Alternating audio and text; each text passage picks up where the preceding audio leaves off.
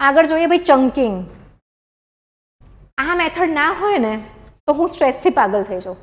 Okay, and I am very very serious on this. તો ભાઈ what is ચંકિંગ? તમારી પાસે જે પણ સિલેબસ છે, જો તમે આખો સિલેબસ જોશો તમને એમ થશે કે ઓ માય ગોડ આટલું બધું ભણવાનું છે. ઇટ્સ લાઈક પેલો માઉન્ટ એવરેસ્ટ નીચે ઉભા રહીને આપણે જોયા છે કે આટલું ઊંચે ચડવાનું છે. ચંકિંગ શું કરશે? કોઈ પણ પીસ ઓફ ઇન્ફોર્મેશન છે એને આપણે નાના નાના પાર્ટ્સમાં કટ કરીને પછી ભણીશું. ઓકે, દાખલા તરીકે એક બહુ મોટો ચેપ્ટર છે એમ લક્ષ્મીકાંત સરની બુકનો, જે છે ફંડામેન્ટલ રાઇટ્સ, મૂળભૂત અધિકાર. 50 પેજ ઉપરનો હશે અને પાર્લામેન્ટનો પણ એટલો જ મોટો છે. તો હું શું કરું, આખો ચેપ્ટર ભણવાનો છે એવું કોઈ દિવસ મગજને કહું જ નહીં. રાઈટ, મને સાચે સ્ટ્રેસ થઈ જાય. તો what I would do is, હું એને પાર્ટ 1 કરીશ કે ભાઈ ફંડામેન્ટલ રાઇટ્સના basics, features and all those things. Part 2, હવે આ બેઝિક્સની જોડે જ હું આર્ટિકલ નંબર 12 અને આર્ટિકલ 13 લઈ લઈશ.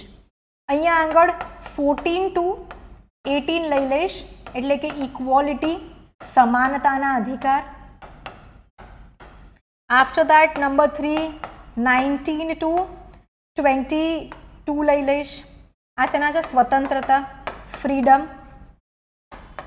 4th માં 23, 24 લઈ લઈશ, શોષણ વિરુદ્ધના અધિકાર. 5th પાર્ટમાં હું લઈ લઈશ 25 થી 28.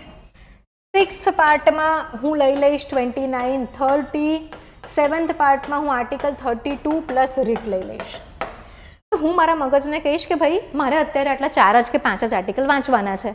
And my mind will be at ease, કારણ કે એને ટેન્શન નથી આટલું બધું વાંચવાનું. Right, you have to do it. અને ટ્રસ્ટ મી ગાઈઝ, આ રીતે વાંચશો તો ઇક્વોલિટી એકદમ સરસ પાક્કું થઈ જાય. પછી આ લઈને બેસો, આ લઈને બેસો, અને દરેક પાર્ટનું રિવિઝન અને એક્ટિવ રિકોલિંગ એ પતે પછી કરવાનું. અને આખો ચેપ્ટર પતી જાય પછી આખો ચેપ્ટર સાથે રિકોલ કરો.